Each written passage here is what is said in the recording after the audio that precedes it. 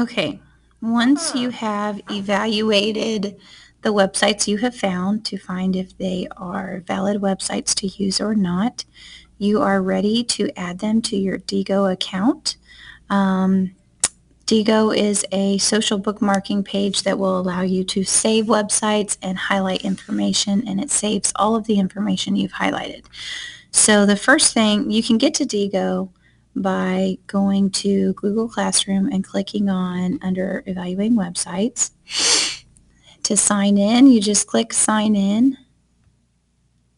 and then your Google, and it should take you right there. If you haven't signed up yet, you will have to do that first using your Google information. So it'll take you straight to your library. You also need to have the Diigo extension. So you might have a little button that pops up here, and you'll want to install that so that then you'll have an extension up here in the right-hand corner like these other extensions that I have. The other way to find it is to go to the web store, which if you're on a regular PC, there will be an app button in the top left-hand corner, and you can click that, and the web store is one of the options. Or you can go down here if you're on a Chromebook to the launcher, click on the web store. Then you're going to type in Diigo, and remember that it has two I's. Hit enter. And then you need to click on extension in the top left-hand corner so that only the extensions will show. And you click add to Chrome.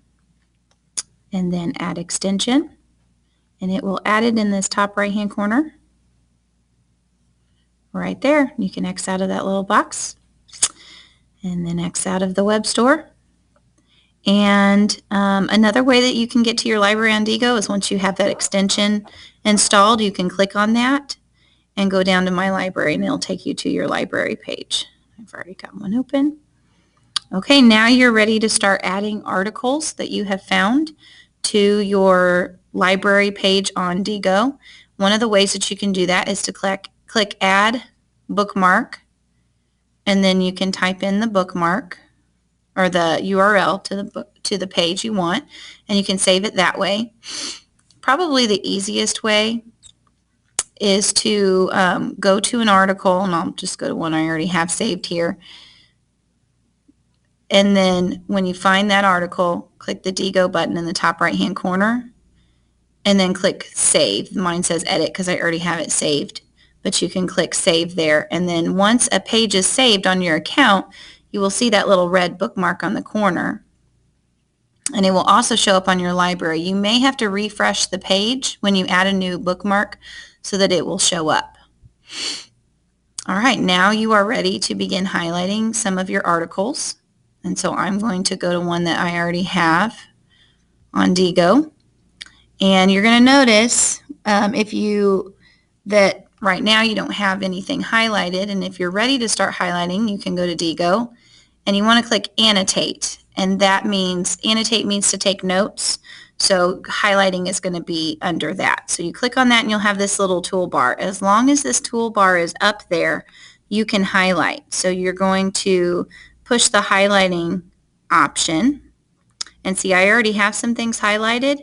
And so when you get back into this page after you've already highlighted something, you can click that Annotate, and your highlighting will automatically show up, but it will not show up unless you have this bar in the right-hand corner. Then once you begin reading, you can highlight important information, and remember to keep in mind the list that we made together last week of all of the different things that are important when we highlight. So we're not just highlighting information about like when they were born, but we're highlighting information that really show how our person is important to history. Okay, so that list that we made together last week is on Google Classroom if you need a refresher.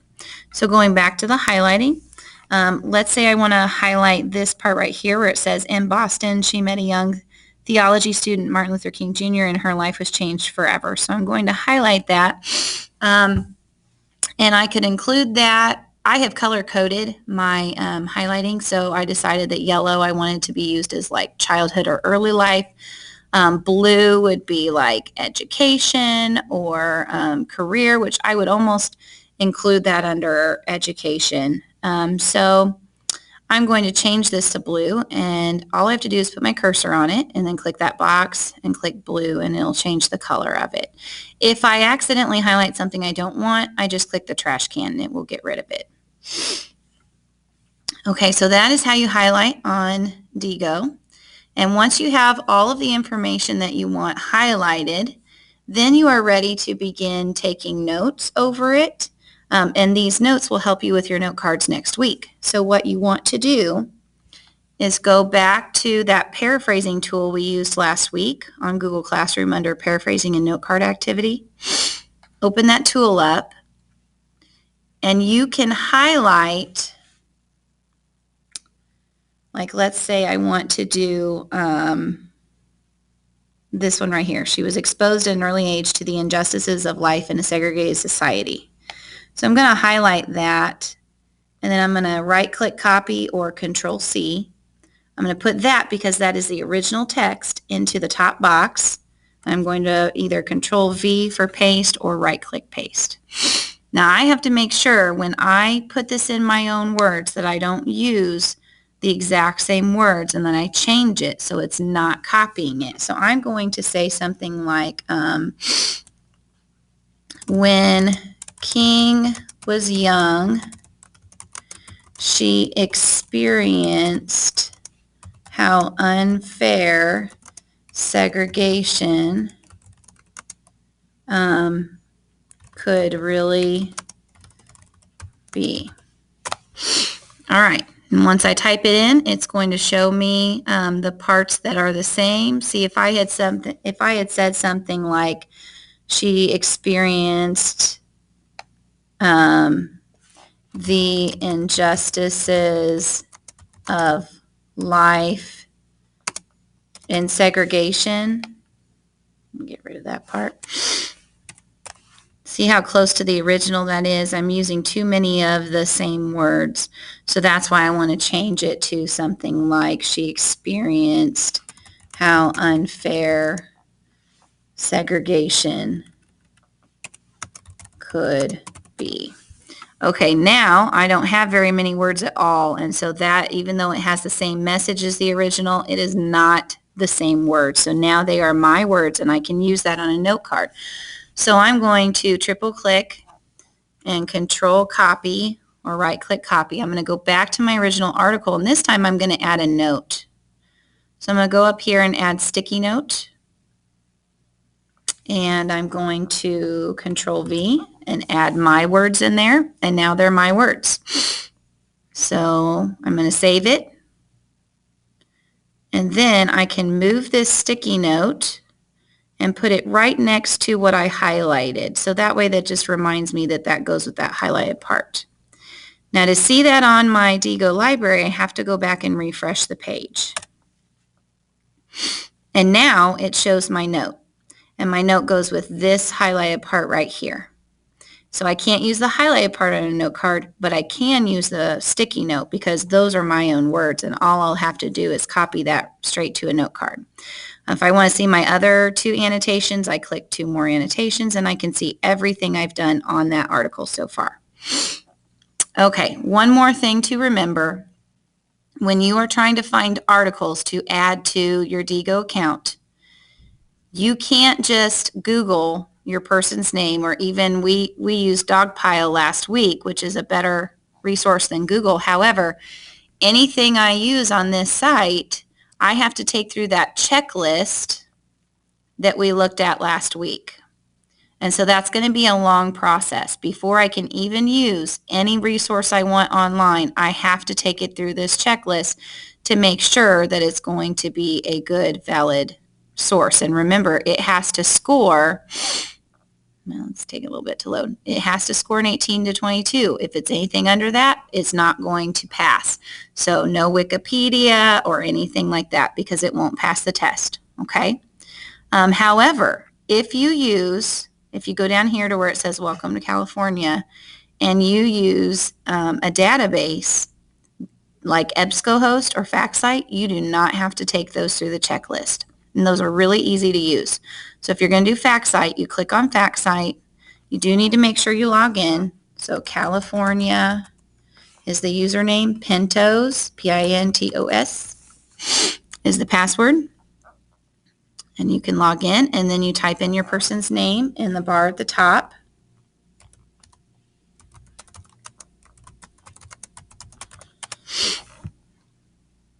And then there's an article. I can click on that article. I like FactSite because I think it's really user-friendly. It just looks a lot easier to read. There's pictures and captions and the headings. So this would definitely pass the test if we took it through the checklist, but we don't need to. So I'm going to go up to my Diigo extension. I'm going to save this one to Diigo. I can rename it if I want to. I can click read later if I don't want to read it right now, and I'm going to click save. And now it's saved to my account, and I can highlight. If I'm using EBSCOhost, I click on EBSCO. It gives me many options, but I want the first one because that's going to search everything. And then I want to make sure I click select all. Continue. And now I'm going to type in Coretta Scott King biography because I want to make sure I don't get the Coretta Scott King Award, which is something different. So I hit enter. And this is where I have to be careful. I want to make sure I'm looking at full text.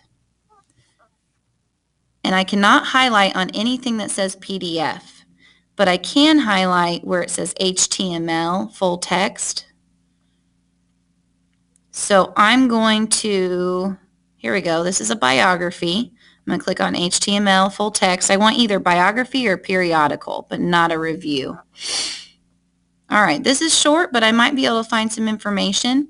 You cannot just save EBSCO. It will not work. You have to actually save this website to EBSCO first. So you go over to save. You're going to click citation format, and you want MLA because that's the style that we use in 6th grade, and then click save. And it will convert it to look like this. And now I can save it to Diigo.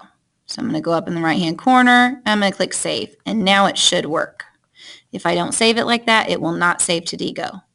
So if I want to see what I've just saved, I'm going to go back to Diigo. I'm going to refresh the page. I can also get to it, remember, by the extension and just clicking my library. And there's the last two that I saved. The FactSite one and the EBSCOhost one. So I need to have at least 2 resources saved on Diigo, and I need to have highlighting for 2 different resources. Okay? And anytime you add anything, just remember to refresh the page. Okay, and that should get you started.